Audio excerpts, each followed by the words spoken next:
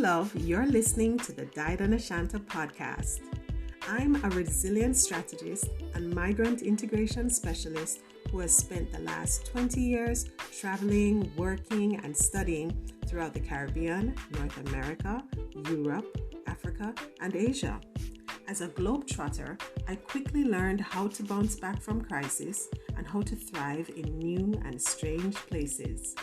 I've used my training and experience to develop a resilience-based framework, and now I help others to get over the hurdles that come with living in a foreign country. Now on this podcast, I invite you to join me on this journey of living with simplicity, joy, and resiliency. From green smoothies to goal setting, we'll cover it all. We'll talk about all the things that help us to thrive through the storm.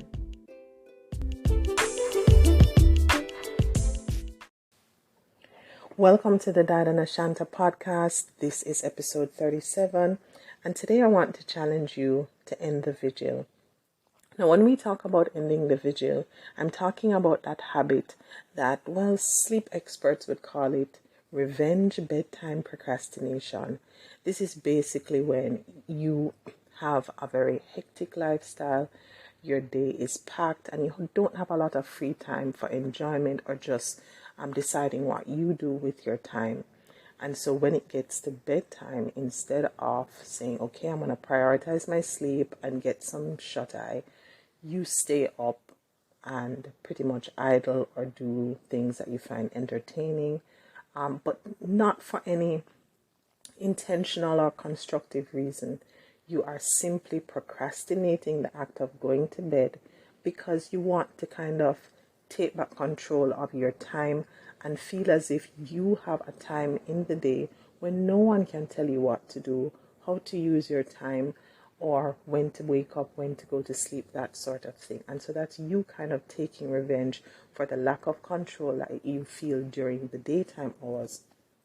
However, at the end of the day, you are the one that really ends up suffering because you have reduced your quantity and quality of sleep. And the next thing that happens is that when you are awake and are having others dictate how you spend your time, you're not even functioning at your full potential. Now, when you end up in this kind of state where you are stressed out, you lack control or freedom of deciding what to do with your time, and you are staying up for no reason, then it looks a lot like insomnia, but it's not really insomnia. It is you intending, yes, to eventually go to bed, but by staying up, you are ending up sabotaging yourself, really. And so what I want to encourage you to do is to realize that this is sabotage, and it is forcing you to not prioritize yourself. We have spoken about sleep and napping and rest and all these things that allow us to restore ourselves physically, mentally, spiritually. And so if you don't place your sleep as a priority, then you are just derailing all your plans, all your efforts that you're put in place to thrive. And we would consider this Ghanaian proverb that comes out of the Ashanti people, and it says, do not let what you cannot do tear from your hands what you can. Do not let what you cannot do tear from your hands what you can. And this really speaks to your ability to take back control without sabotaging yourself and giving up quality sleep time. There is the whole concept of probably delaying some of the things that you consume your day with. There are a lot of times when we have a big dream, we set timelines and due dates, deadlines when we want to get certain things done. And we put ourselves under a lot of pressure, a lot of stress to get it done within that time, when really no one else is dictating to us that you need to accomplish this by this time, or you need to get this done in X amount of time. It is an imposition that you place on yourself. And when you do this, it's almost like you're putting unnecessary stress on yourself.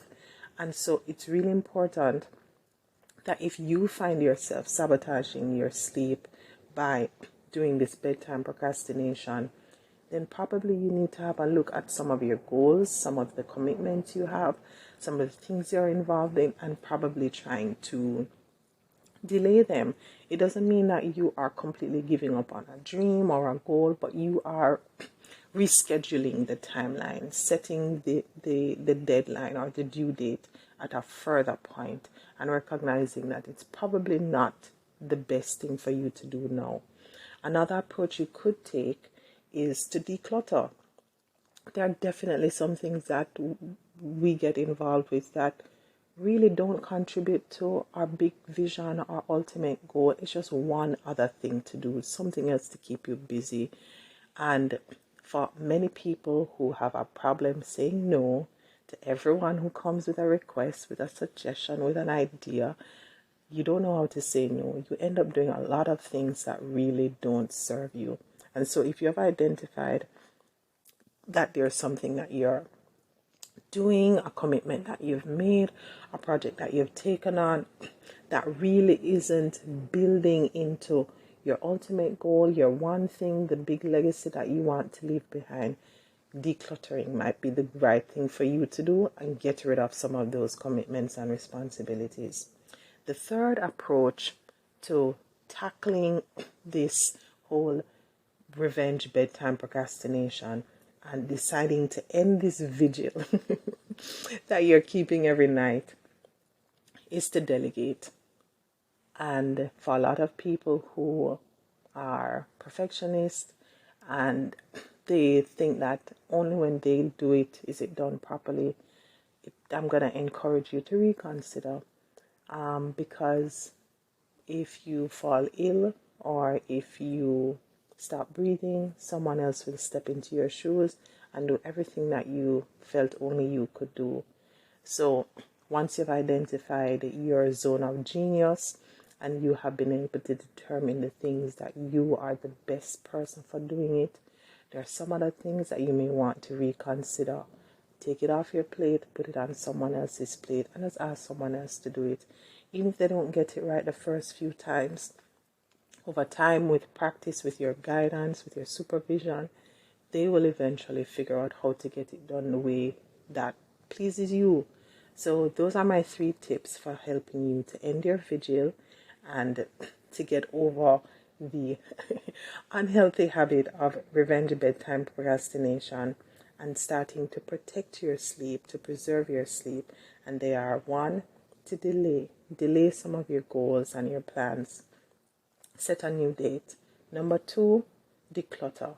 Try and see what is it that you have on your plate that is filling your days and draining you, and try to get rid of it. And then finally, delegate. There are some things that are important. You can't delay them, you can't get rid of them, but maybe someone else can help you out or get it done for you. So if you are interested in more tips, more advice, more research, more expert advice on how to protect your sleep, to improve your sleep quality, and to end this vigil that you're keeping up every night, staying up for no reason except to say, I can do what I want to do, then check out a book by Sean Stevenson. It's called Sleep Smarter, 21 Essential Strategies to Sleep Your Way to a Better Body, Better Health, and Bigger Success. That's it for this week. I hope you enjoy these thoughts, these ideas, and of course, as usual, let me know how you are going to cultivate, replenish, restore your resilience by this week releasing a bad habit.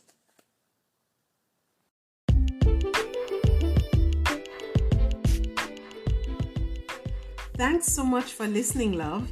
If you enjoyed this episode, head over to diedandashanta.com. I'd love to hear your thoughts on today's message. Be sure to drop your email address so I can send you some helpful resources, updates, and the occasional music video that I may have on repeat. Make sure you subscribe and spread the love with someone you care about.